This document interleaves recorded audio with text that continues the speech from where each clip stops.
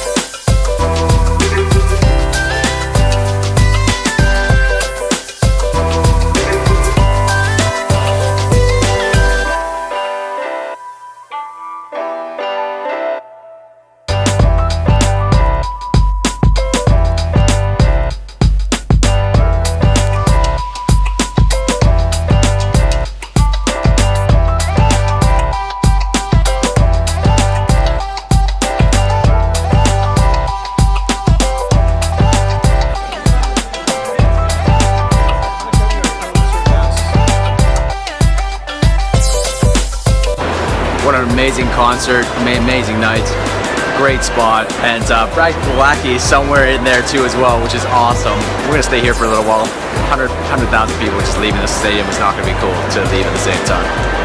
My friend Taki always talks about the front stage people, the performers, but oftentimes we forget that we need a backstage. The backstage people are just as important, if not as important as also the front stage, because the front stage never happens without the backstage people doing the work, doing their part to make sure the show goes ahead. But we never see the backstage. Every great team, every great band, or every great performer actually has this backstage. But the backstage people are your staff, the people who support your support system, your partners. The backstage people are all the people who are doing the work.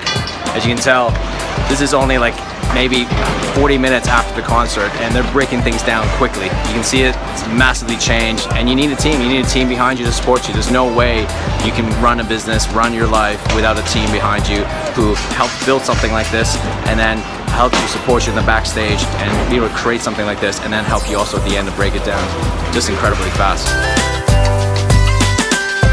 We're like the last people out of the U2 concert. It's ridiculous. This is pretty crazy. So yesterday we were at a U2 concert put on by Philip McKernan. It was a box suite just overlooking a beautiful Rosebowl venue. To hear a band who's been around for decades and still creating and constantly innovating is an amazing experience, and the production is just incredible. But the thing is, I think I got the most out of it was also the people that were there. The people that was gathered at the suite. Obviously we had the brave entrepreneurs who are friends of mine, and we get together 3 times a year to have them there and just to experience that together. Philip invited a few other friends as well, which was incredible to be able to meet Rob Friend, who's one of the Canada's greatest soccer player ever, and played in the German league. What an incredible guy, him and his wife, and it's just great to be able to meet people like that. And then we also be able to meet Brent and his wife, Maggie Grace, who is an actress from the movie Taken. She played the daughter, and also she also plays Shannon in Lost. What was really cool about it is that you're meeting entrepreneurs, athletes, and actresses, and from all walks of life. But really, at the end of the day, whether you're famous or not famous, it's all really a definition of what fame is, isn't it? What it comes down to, they're all human beings. Sometimes we look at someone on a pedestal and thinking that, you know, they must be infallible or they don't have problems. But really, at the end of the day, no matter how famous you are, we all have problems. We all have fears. We all have doubts. We all have, you know, insecurities. And I think it's really important to be able to recognize that we're all human beings. Everybody you see on screen, on television, a sports star, an athlete, or an actress, someone who makes billions of dollars, we all have our own issues, and it's such an important thing to recognize. It's not like we are defined by our careers or our jobs. We're defined by, you know, who we are as people. We're defined by what we bring to the table and what we bring to the world, and that's the biggest realization I had from last night. Keeping it real, people. This is us. Almost 7 p.m. Jimmy Jammies. Check. Bed. Check. Where's Daddy? U2 concert. I'm a very good wife.